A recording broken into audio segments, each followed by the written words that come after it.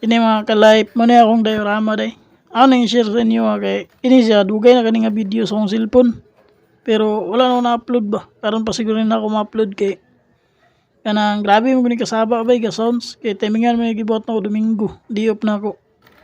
Then maning karon akong gi-voice over kay para dili maka-copyright bitaw.